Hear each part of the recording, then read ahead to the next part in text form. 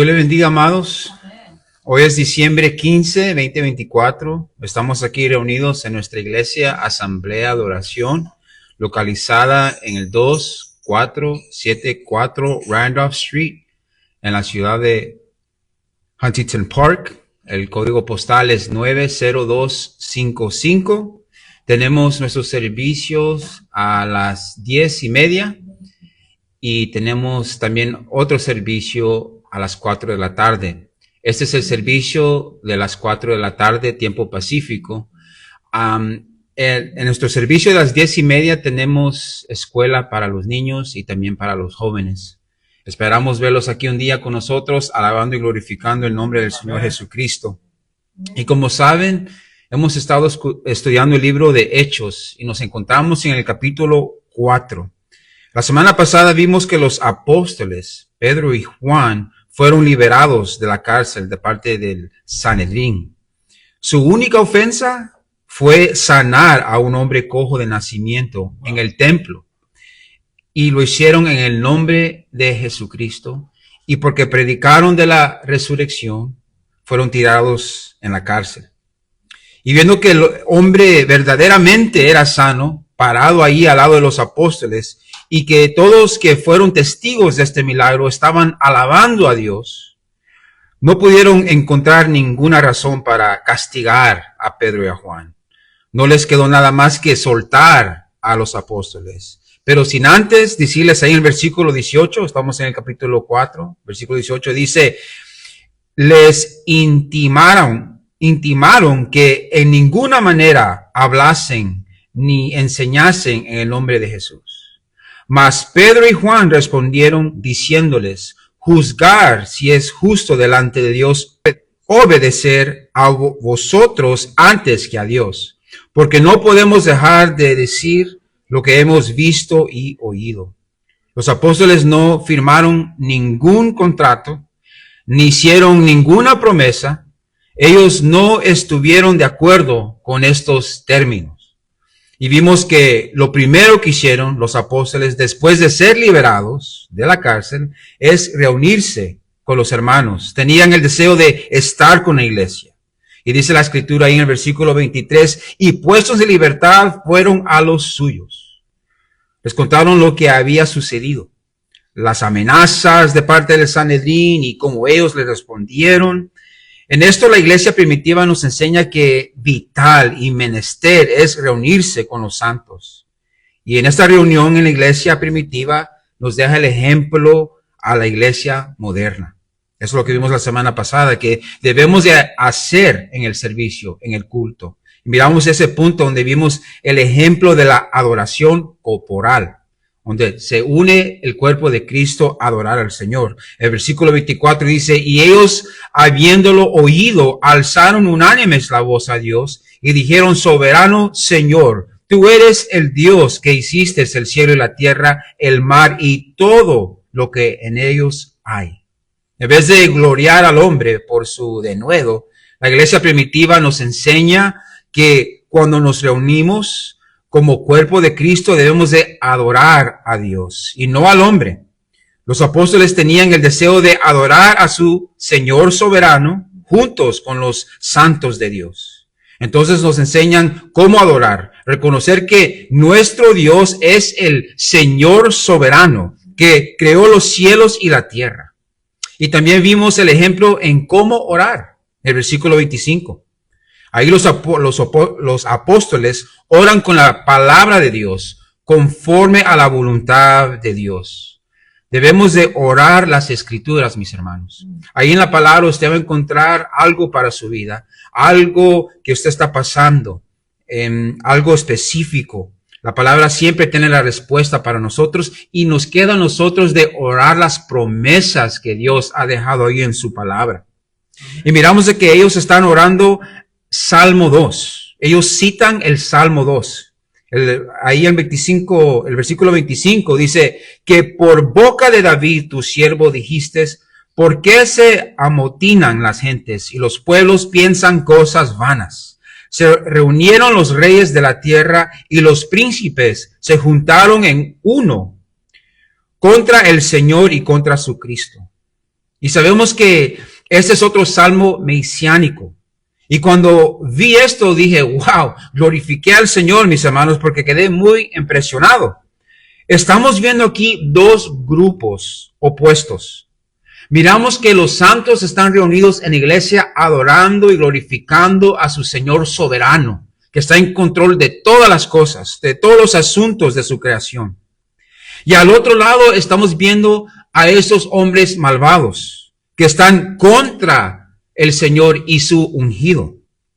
Porque mire lo que dice ahí. Le voy a citar lo que dice el Salmo 2:2. Dice, se levantaron los reyes de la tierra y príncipes consultarán. Está hablando en el futuro, de lo que va a pasar en el futuro. Estamos aquí en el Salmos 2:2.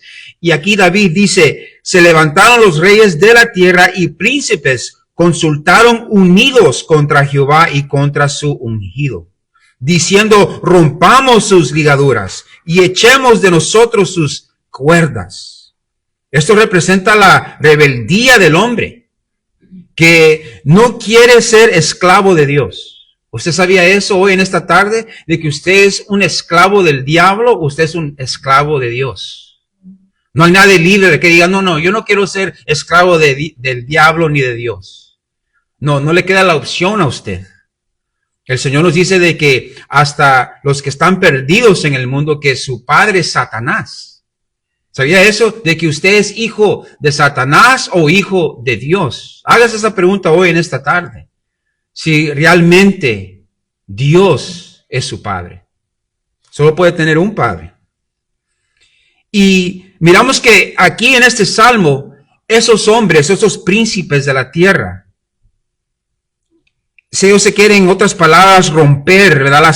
Las cadenas, las ligaduras, las cuerdas. Eso es como un símbolo de que ellos no quieren estar sujetos al reinado de Jesucristo. No quieren tener un Señor sobre ellos. Wow. Y estamos viendo de que esos príncipes, nos dice, príncipes, esos hombres de autoridad, están contra el Señor y su ungido. Y como nosotros sabemos de que ungido quiere decir Cristo, ¿verdad? Esa es la palabra griega, Cristo. Quiere decir de que esos hombres están contra Dios Padre y su Hijo, al quien Él ha ungido, al Señor Jesucristo. Y ellos no quieren estar sujetos al Señor Jesús y estar bajos, supuestamente ellos lo miran como es una severa y cruel esclavitud, que el Señor es Señor de sus vidas. Y como nosotros sabemos de que es a lo contrario, ¿verdad? Es un gozo servirle al Señor. Es un privilegio decir de que somos esclavos del Señor. Es más, nos sentimos mal porque no hacemos lo suficiente para el Señor.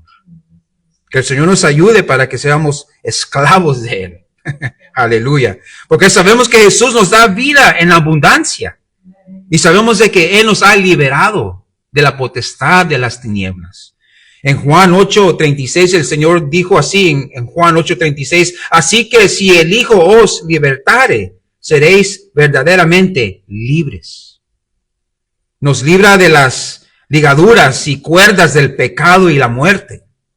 Los reyes tiránicos que se amontinaron piensan cosas vanas, como dice ahí el Salmo 2. Los que se oponen en contra de Jehová y su ungido. Y dice que la cosa curiosa de esto, que ahí en el Salmo 2, 4 y 5, dice, el que mora en los cielos se reirá. El Señor está en el trono sentado y mira que todos estos hombres se están levantando contra Él y con su Hijo amado, el Señor Jesucristo.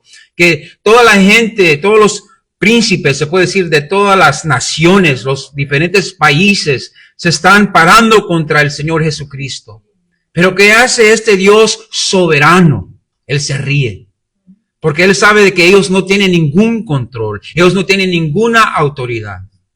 Como el Señor Jesús le dijo a Poncio Pilato, la única autoridad que tú tienes es dada de arriba. Cualquier presidente que usted mire, cualquier rey de esta tierra, Él tiene ese poder porque Dios Padre se lo ha dado. Dios como el soberano, Él es que está en el trono. en control de toda su creación y se ríe de los reyes, de las autoridades que no quieren someterse a la suprema autoridad, el reinado del Señor Jesucristo. Y la iglesia primitiva ora las palabras escritas en la Santa Biblia. Por eso yo le estaba diciendo, mis hermanos, de que debemos de orar las Escrituras, porque ellos están orando estas palabras. Ellos están orando como cuerpo, unidos, orando las Escrituras al Dios que escribió las Escrituras. Y dice aquí, porque verdaderamente, estamos aquí en Hechos 4:27, porque verdaderamente se unieron en esta ciudad contra tu santo Hijo Jesús, a quien ungiste. Note de que aquí el que está orando está interpretando de que allí en el Salmo 2 se estaba refiriendo al Señor Jesucristo. Y ahora ellos están viviendo ese momento en la historia. Se está cumpliendo esta escritura enfrente de ellos, de que a ese ungido, los príncipes iban a romper las cadenas supuestamente, son unos rebeldes contra el Cristo. Ahora ellos lo están viviendo, porque estas autoridades querían poner un alto a la predicación del Señor Jesucristo. Ellos están, se puede decir, yendo contra la predicación del Señor Jesús para que esta palabra no vaya a ser divulgada. ¿Y por qué? Porque va a ir contra sus ideas, va a ir contra sus beneficios, porque acuérdense que ellos estaban haciendo mucho y mucho dinero en el templo. Y si hay un Mesías, ellos ya no tienen autoridad como la querían tener ellos. Ahora hay uno más supremo, más grande, el Hijo de Dios, el Señor Jesucristo. Y note lo que dice aquí. Porque esos príncipes de la tierra que se juntaron como uno contra Jehová y su ungido, son estos, Herodes y Poncio Pilato con los gentiles y el pueblo de Israel. Estos son los que se amontinaron, los príncipes consultaron unidos. Pero note lo que dice aquí, el 28, para hacer cuanto tu mano y tu consejo habían antes determinado que sucediera. Una vez más reconocen la soberanía de Dios y su completo control de los asuntos de su creación. Nosotros debemos de descansar en esta doctrina de la soberanía de Dios, mis hermanos. Es de decir, gracias Señor, de que yo sé que tú eres un Dios justo, que tú eres un Dios misericordioso, de que tú eres mi Padre, y si todas las cosas están en tus manos, pues no hay otro mejor lugar que las cosas puedan estar, que en tus manos, que el control sea tuyo, Señor. Dirige mi vida, guíe mi vida, Señor. Todo esto ocurrió de acuerdo con el decreto y propósito de Dios. Y a la vez el hombre queda culpable y condenado por hacer lo que su corazón malvado quiso hacer. ¿Y qué quiso hacer? Crucificar al Señor Jesucristo. Que iba a poner un alto a sus riquezas por traer la justicia de Dios. Y miramos el ejemplo también de cómo pedir. Cómo pedir. Eso es muy importante también, cómo saber pedirle al Señor. La iglesia primitiva nos deja el ejemplo en cómo debemos de pedir las cosas al Señor. ¿Qué debemos de pedir? Oremos que Dios nos dé el denuedo de compartir la palabra de Dios. Esa fue la oración de ellos. Señor, dalos el denuedo de hablar la palabra de Dios. Compartir la palabra de Dios. Porque como vimos la semana pasada, lo que pasa es de que nosotros solo oramos de que Dios cambie el corazón de nuestra familia, que cambie el corazón de nuestras amistades. Pero eso nos da una excusa de no compartir la palabra de Dios con ellos. Y no debe ser así. Ellos en esta oración, ellos piden de que Dios les dé el denuedo de hablar el evangelio. Compartir las buenas nuevas. Amén. Amén. Y podemos también orar de que Dios cambie el corazón, pero no debemos de dejar eso al lado de compartir la palabra con ellos. Eso debe ser la prioridad, de pedirle al Señor que nos dé el denuedo Porque por medio del evangelio, ¿verdad? Dice la palabra de Dios que el poder de Dios para la salvación es el evangelio. Que el Señor nos ayude, amén. Amén. Hoy en esta tarde estamos aquí en Hechos 4, 32, 37. Y ahí vamos a leer juntos esta porción de escritura, si se puede poner en pie. Vamos a leer del 32 al 37. Y estos últimos versículos son los últimos de este capítulo 4.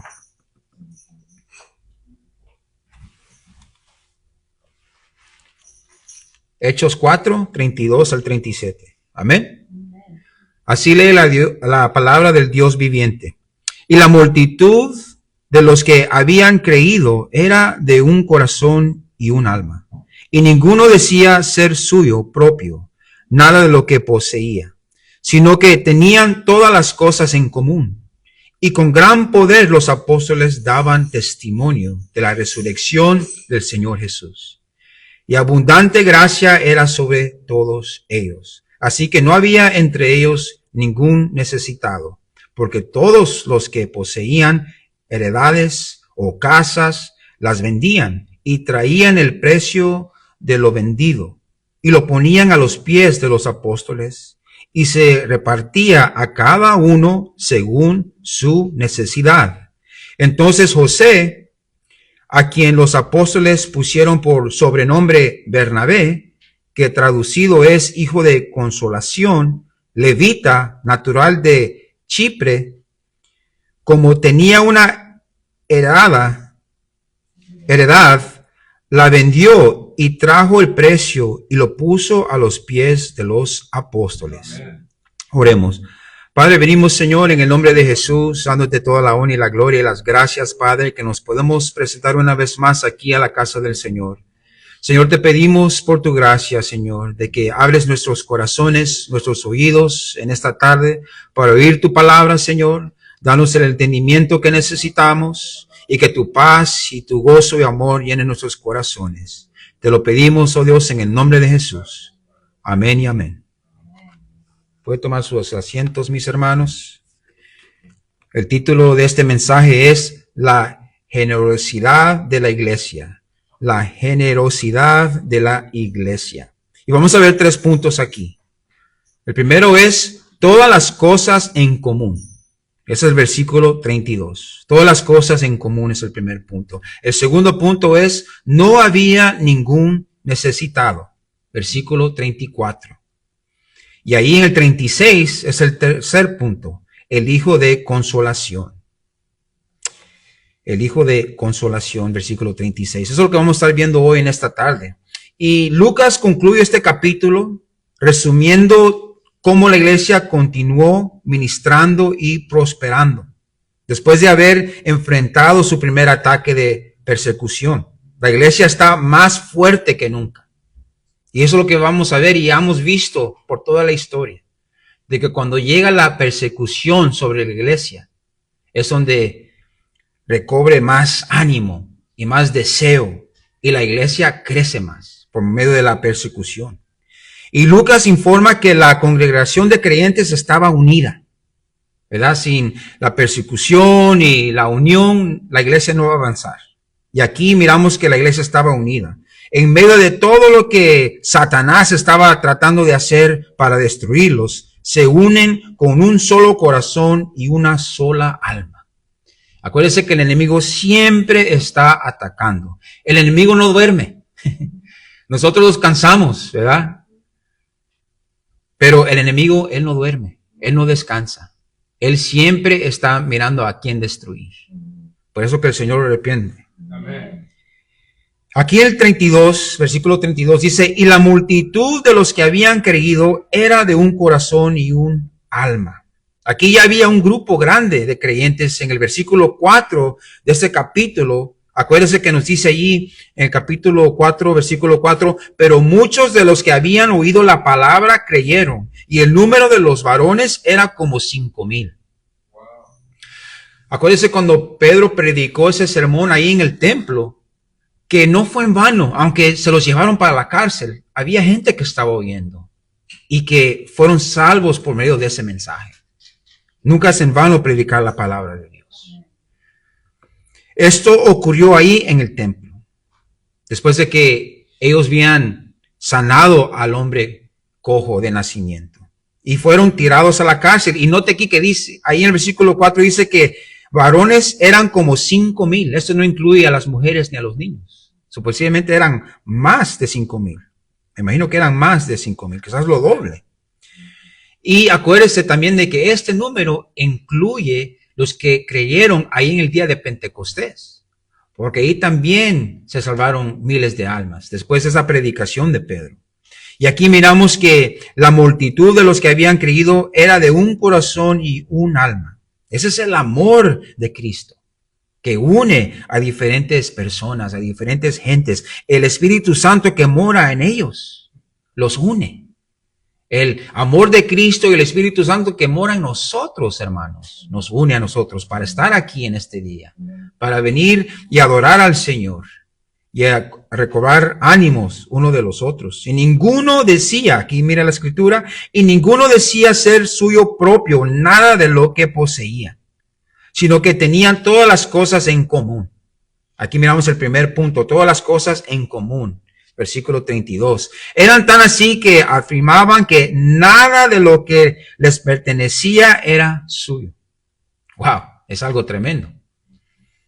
Hay un reconocimiento de que cada persona seguía teniendo cosas que le pertenecían. Al mismo tiempo, esa persona no reclamaba la propiedad, sino que consideraba que todo lo que poseía era propiedad que administraba para el beneficio de todos en la congregación.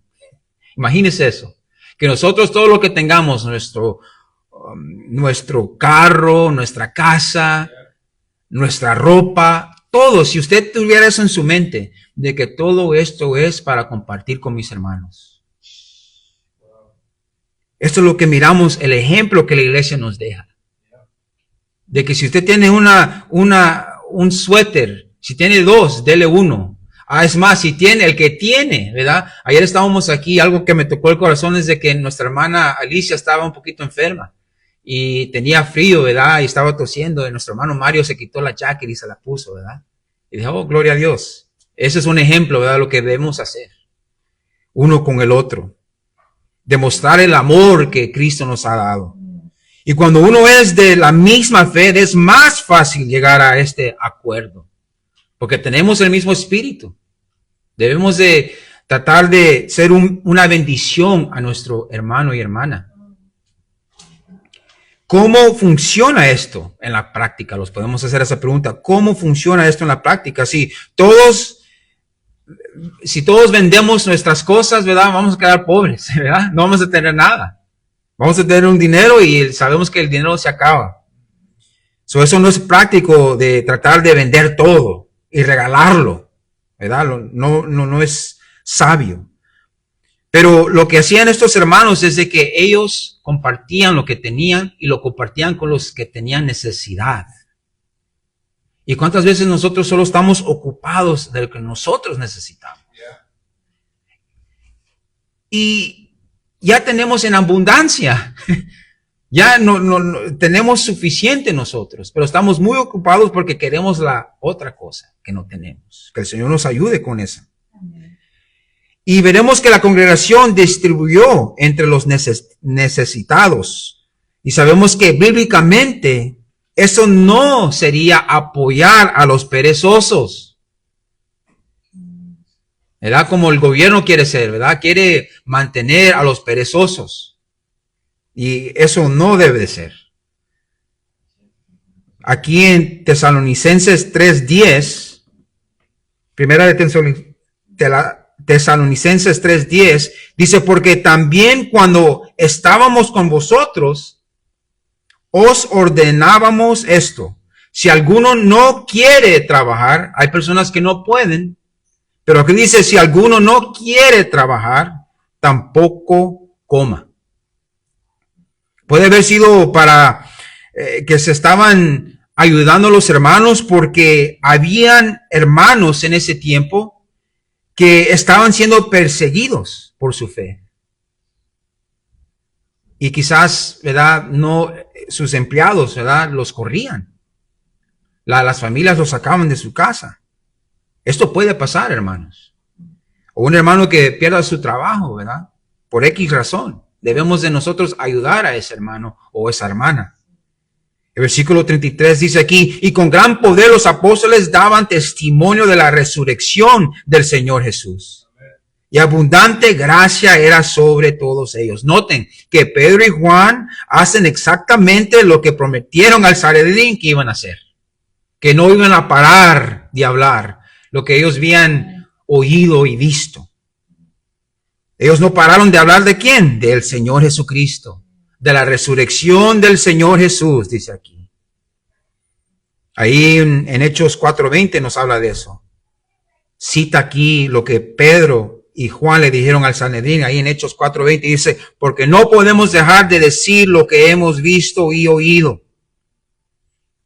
Ellos, ahí nos dice el versículo 33, dando testimonio de la resurrección del Señor Jesús. Todos los apóstoles con gran poder persistieron en enseñar acerca de la resurrección de Jesús.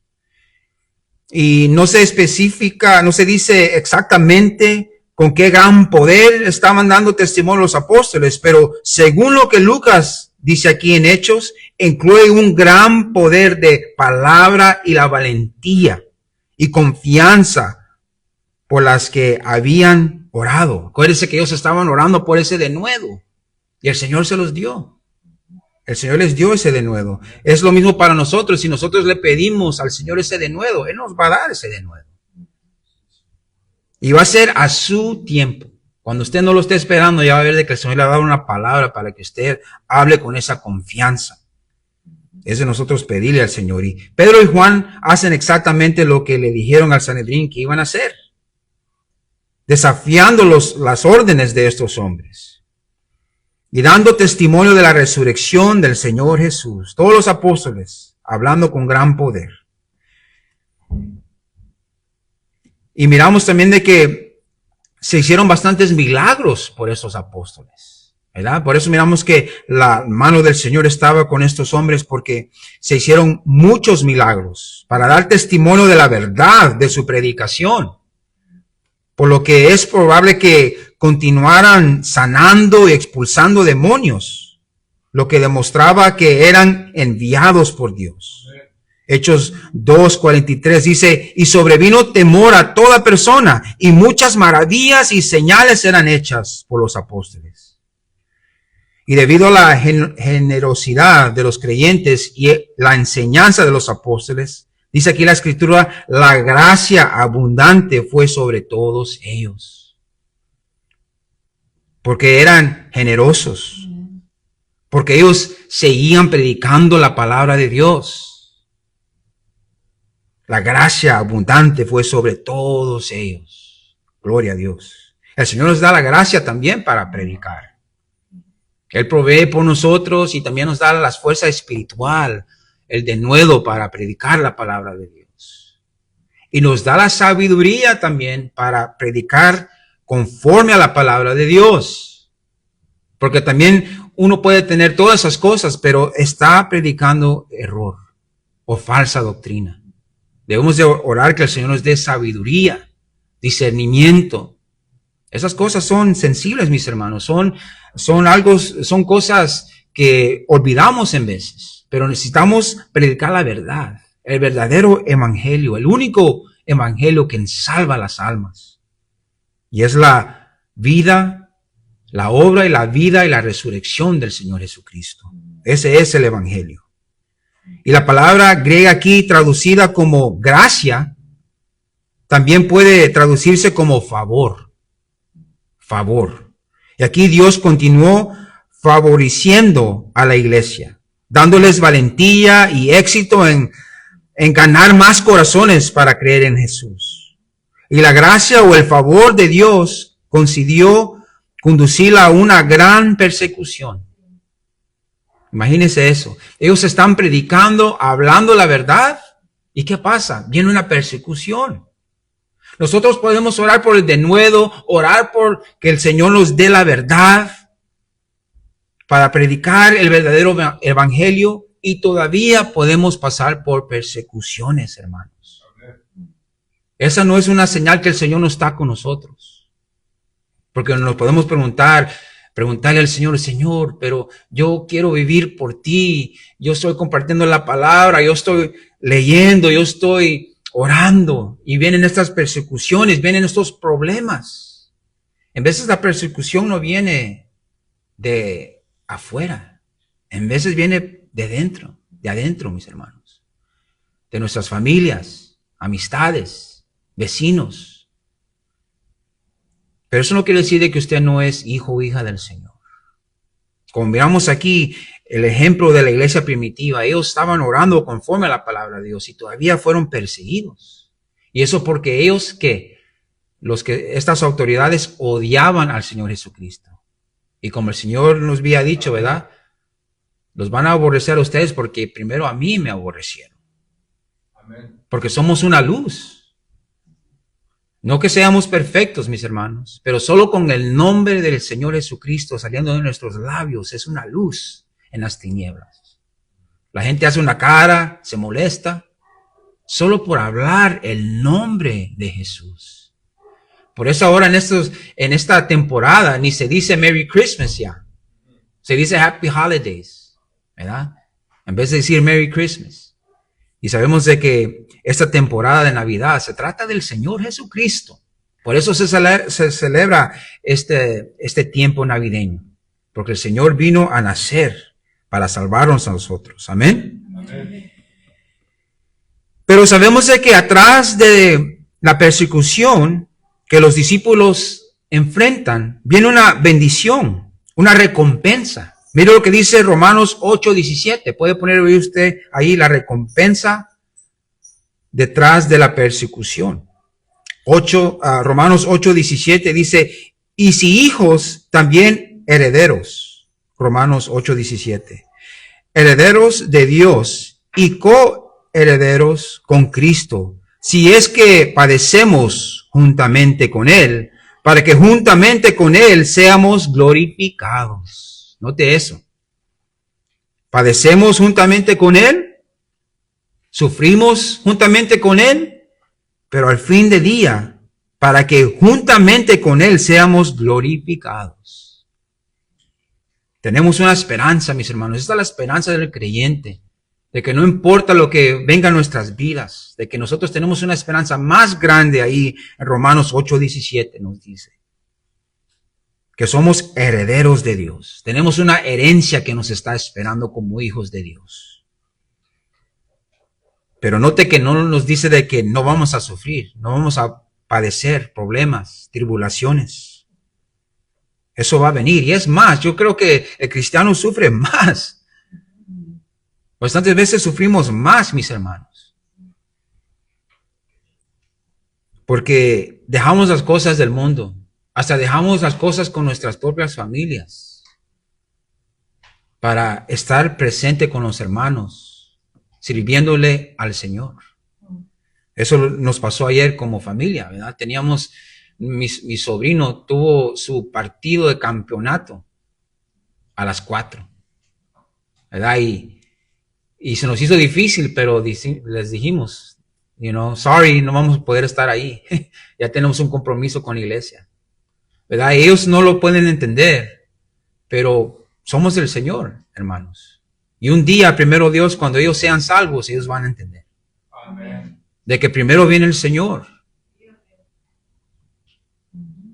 Y después viene lo demás, ¿verdad? También miramos aquí en Filipenses 1:29 cuando habla de padecer con el Señor. Note la bendición y después también lo que viene atrás de la bendición en Filipenses 1:29. Dice, porque a vosotros os es concedido a causa de Cristo, no solo que creáis en Él, sino también que padezcáis por Él. Él nos concede la fe. Acuérdense, nosotros sabemos que las Escrituras nos enseñan de que la fe es un don de Dios. Él nos concede la fe. Pero a la vez, ¿qué es lo que pasa? No solo creemos en Él, pero padecemos por Él. Para la iglesia primitiva llegó a ser importante cuidar de las necesidades prácticas de los demás. Porque quizás esos cristianos, note que son cristianos, pero si son necesitados es de que algo pasó ahí. Perdieron algo ellos. Quizás familia, quizás trabajos. Pero aquí miramos el segundo punto. Todas las cosas en común, versículo 32. Oh, disculpe, por eso estamos en el 34. Así que no había entre ellos ningún necesitado, porque todos los que poseían heredades o casas las vendían y traían el precio de lo vendido. Note qué curioso la palabra heredades, porque acabamos de leer aquí la escritura en Romanos 8:17, que somos herederos de Dios. Quiere decir que nosotros tenemos una herencia para compartir. Nosotros tenemos algo, nosotros podemos decir, no tengo nada. Sí, usted ya tiene una herencia en el Señor, que lo está esperando. Es una esperanza que el mundo no tiene, que usted puede compartir y dar. Y estos hermanos que tenían posesiones, las vendían y las compartían con los hermanos. Y dado que lo que acabamos de ver y lo que veremos en Hechos 7, parece probable que algunos creyentes judíos experimentaron dificultades económicas. ¿Por qué? Por el resultado de su fe. Acuérdense, nosotros ahorita vivimos en un mundo, hermanos, de que cada quien tiene su Dios. ¿Verdad? Oh, tú crees en Jesús, está bien. Eres cristiano, ok, está bien. Y tú eres musulmán, ok, está bien. Todos están trabajando en el mismo lugar. Pero aquí en este contexto, mis hermanos, se sufría si uno decía que era cristiano y que creía en Jesús. Porque aquí eran puros judíos. Imagínense que llegan ahí al trabajo y dice de que usted es un cristiano. Primeramente su familia lo rechaza. Porque usted ya se mira como un traidor. De que, ¿cómo crees que tú vas a creer en ese Mesías? ¿Tú crees que ese es el Mesías que estaba en la cruz, desnudo, que murió en una cruz? ¿Tú piensas que ese es el Mesías que nos vino a salvar? Esa es una persecución. Lo sacan de su hogar. Lo sacan del trabajo. Esos cristianos estaban necesitados por esas razones, hermanos. Por su fe. Nosotros no nos podemos relacionar con estos versículos que acabamos de leer de sufrir por la fe. No nos podemos relacionar en ese contexto, ¿verdad? Por eso el Señor dijo de que Él trajo una espada para dividir hogares. Eso es algo fuerte, pero es la realidad. Cuando uno cree en Jesús, uno está diciendo, yo soy cristiano y yo voy a dejar todo por mi Señor. Usted está clamando algo, mis hermanos. No es algo fácil ni ligero. Pero miramos que aquí dice la palabra, las vendían, las cosas que tenían esos hermanos, las vendían, las cositas que tenemos, hermanos. Por eso debemos estar en contacto uno con los otros. Porque quizás usted tiene una necesidad, quizás no material, pero una espiritual. Quizás usted necesita oración por su hijo o hija. Familia. Debemos estar unidos, hermanos. Eso nos falta a nosotros. Me da tristeza decirlo, pero así es. Necesitamos esa comunión entre los hermanos. No solo los domingos, pero entre la semana. ¿Cómo es eso de que solo los domingos vamos a ser cristianos? Solo los domingos vamos a orar juntos. No es suficiente. Pero aquí hay necesidad. Ese es el punto, que hay necesidad y nos queda a nosotros de ayudar a los necesitados. Tenemos más. Nosotros estamos tan bendecidos aquí en Estados Unidos de que tenemos más de las otras naciones, de otros países. Aunque tengamos pocos, cuando los comparamos a las diferentes clases, quizás esta ciudad la podemos ver que es pobre, podemos decir, ¿verdad? Pero no. Estamos aquí muy bendecidos cuando nos comparamos a otras ciudades del mundo. Mi hija, ella ha ido a misiones a Tijuana, a Ensenada. Ella ha venido impactada, agradecida de lo que tiene, porque ella vio las condiciones allá. Nosotros no miramos eso, estamos muy acostumbrados a las bendiciones, a la abundancia, pero debemos de llamarle a los hermanos y hermanas, a ver si tiene una necesidad. Y como dije, si no es material, quizás puede ser una espiritual. En 2 Corintios 9:7 nos dice, cada uno de como propuso en su corazón, no con tristeza ni por necesidad, porque Dios ama al dador alegre. 2 Corintios 9:7. Primera de Timoteo 6:18. Primera de Timoteo 6:18 dice, que hagan bien, que sean ricos en buenas obras, davidosos, generosos. La Escritura nos llama a hacer estas cosas, hermanos y hermanas. ¿Y cuánto no nosotros? El Señor es muy generoso con nosotros. Nosotros debemos de ayudar a los hermanos. También está claro que la distribución se basaba en la necesidad. Y el apóstol Pablo, con quien Lucas, el autor de los Hechos, ministró, les decía a los hermanos ahí en segunda de Tesalonicenses, parece que dije que era primera, pero es segunda Tesalonicenses 3:10, porque también cuando estábamos con vosotros os ordenábamos esto, si alguno no quiere trabajar, tampoco coma. También ser perezoso es un pecado, hermanos. Amén. El Señor que nos ayude y que ayude a nuestras familias, porque ellos quieren ser mantenidos, ¿verdad? Y el Señor, eso es un pecado. Es un pecado no trabajar. Es algo honroso, ¿verdad? ¿Así se dice honroso? Con honra. Es deshonroso, pero es honroso cuando uno trabaja. Cuando uno trabaja es para la honra y la gloria de Dios. La mujer que está en la casa, cuidando de la casa, cuidando de su esposo y de sus hijos, mis hermanos, eso es algo admirable. Es algo honroso en los ojos del Señor. ¿Y qué está haciendo la sociedad ahora? Eso lo miran a las mujeres que están en la casa cuidando de su hogar, lo miran como si es algo malo, de que no es bueno. Debes de trabajar, eres una mujer independiente.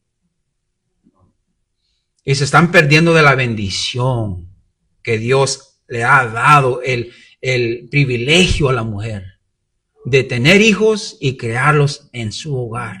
Y tener un hombre que la va a cuidar, la va a cuidar a ella y va a cuidar a sus hijos. Pero ahora estos tiempos que vivimos, esa cultura no valoriza eso.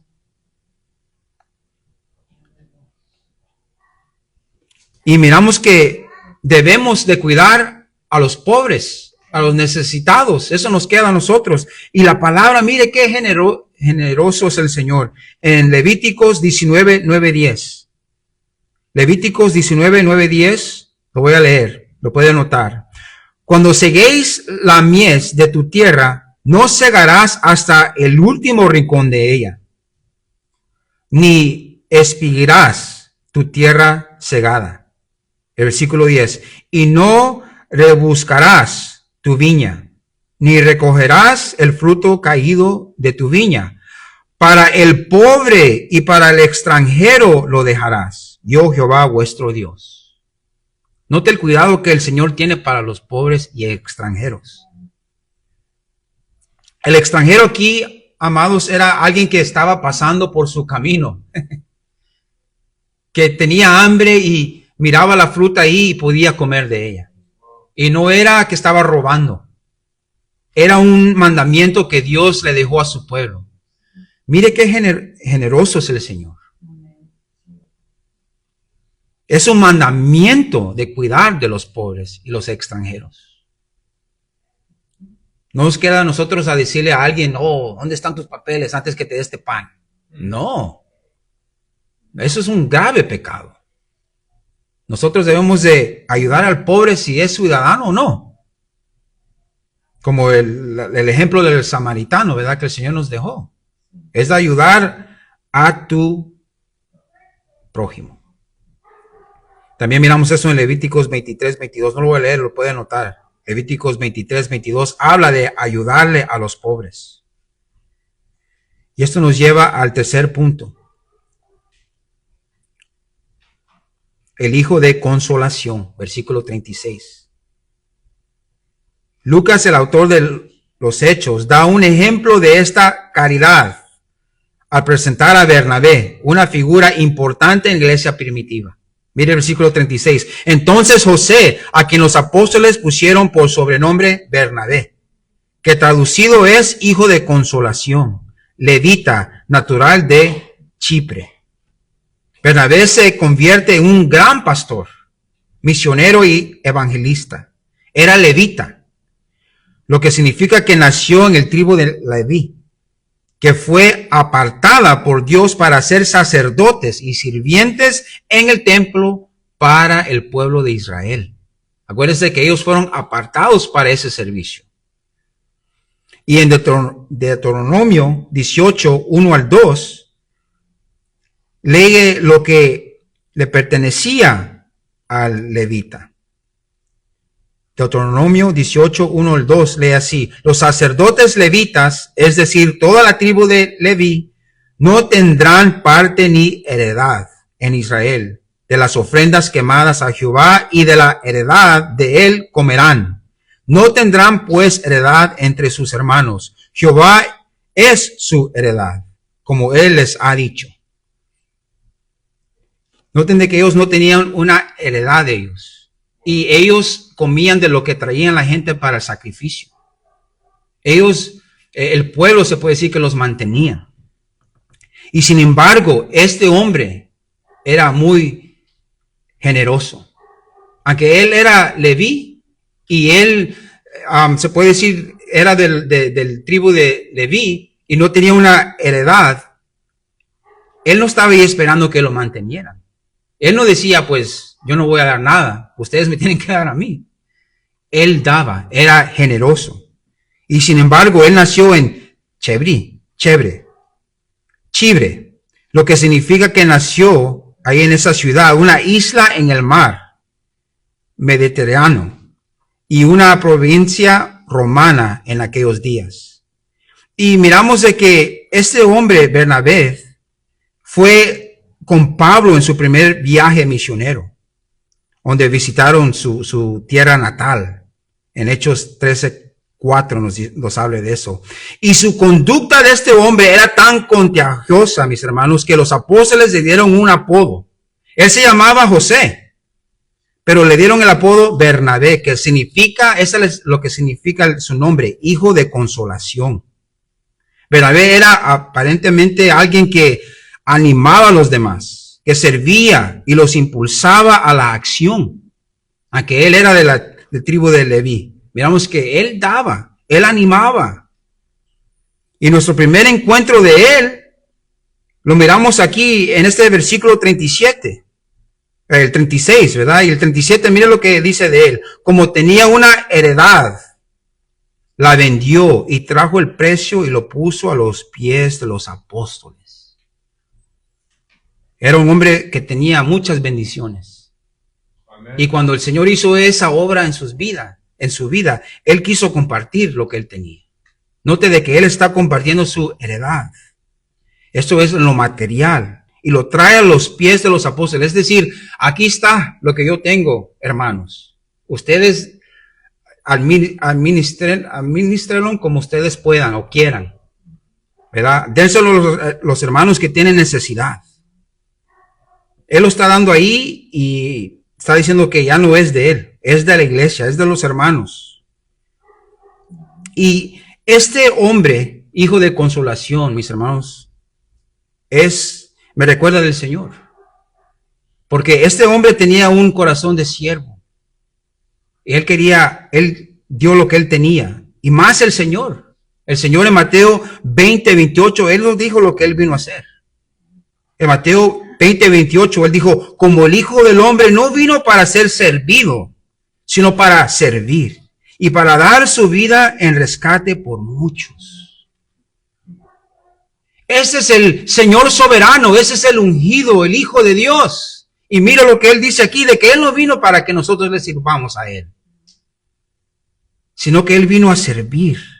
Y no solo para servir en lo material, sino dar su vida por muchos.